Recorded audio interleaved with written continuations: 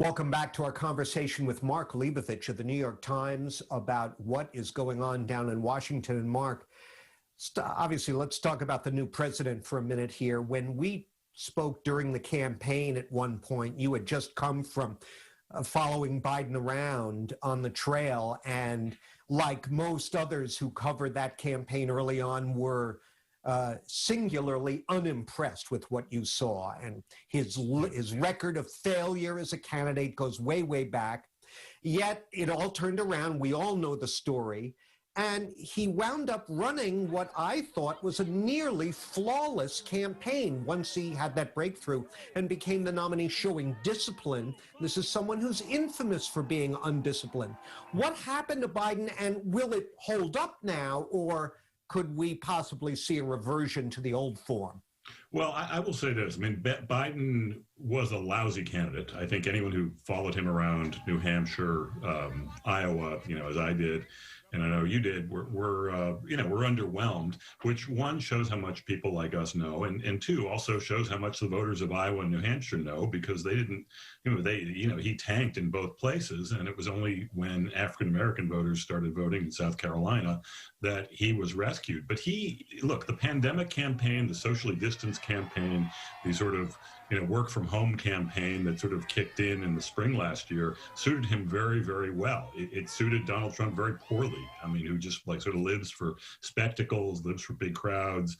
And, Biden, it sort of pushed him very far into himself in a way that I think suited him well. And not only did he run a very good campaign in the general election, he's run a really good post-November 3rd kind of transition. I mean, he was a really, I think, effective contrast to what Trump was doing, which was somewhat off the rails. And look, I mean, it seems early on the role has suited him in a way much more than a candidate in 2020 suited him. And so, we'll see if this continues. Well, I want to take a few moments to talk a little bit about where our two senators here in Massachusetts stand now in this new era. During last summer, when Joe Biden was really trying to shy away from talking about Democratic calls to expand the size of the Supreme Court, they let it be known, the Biden campaign, they were not thrilled with Ed Markey running around pushing that idea as hard as he was, the newly remade sort of towny Bernie Sanders Ed Markey. And Liz Warren, while they seem to be getting along pretty well lately, those two have had their conflicts in the past. Do Markey and Warren wind up being sort of kept at arm's length by Biden, or something else? Well, I mean, I think they are both useful to him potentially for very different reasons. I mean, Markey has kind of thrown in with, some very, very progressive policies. The Green New Deal comes immediately to mind. That's how, that was what he ran on last year, sort of won on last year. So, again, I don't know if Markey brings a lot of votes in the Senate. I don't know if he's someone that everyone listens to.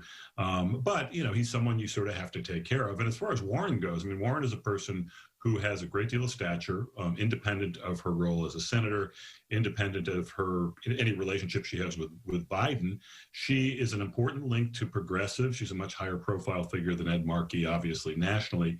And look, from what I could tell, the two of them, meaning Biden and Elizabeth Warren, had a pretty good working relationship up through when he was vetting her, or she was vetted for being his running mate. So again, I mean, I think she is an important force in the Senate. Again, I don't know if she's like a vote getter in the same way that, like, say, someone in leadership might be. But look, Warren is someone with a national profile. She might run for president again.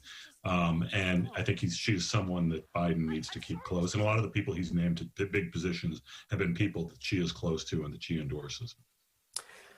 Well, Mark, I really appreciate your time. My time is up, but I got to really super quickly ask you, in your classic book about D.C., This Town, you documented the swamp and the way it works, the swamp that Donald Trump vowed to drain. Did he drain it at all, or is it going strong? Well, if you looked at sort of the lockdown, sort of high security around D.C. this week, he drained the swamp of people. That's for sure.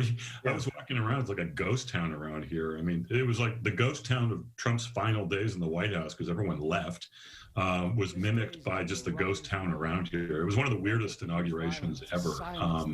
And look, I mean, Trump has done some of the swampiest things in history, especially around pardoning his friends and so forth. So, that was a bit of a joke, I guess. But look, DC, I mean, Biden, whether this holds, Biden and sort of like the way the Senate and the House is constructed right now, it's kind of a victory for kind of old gridlock, centrist Washington, where probably relationships and sort of old longevity is going to carry a lot more water than it would have. Yeah.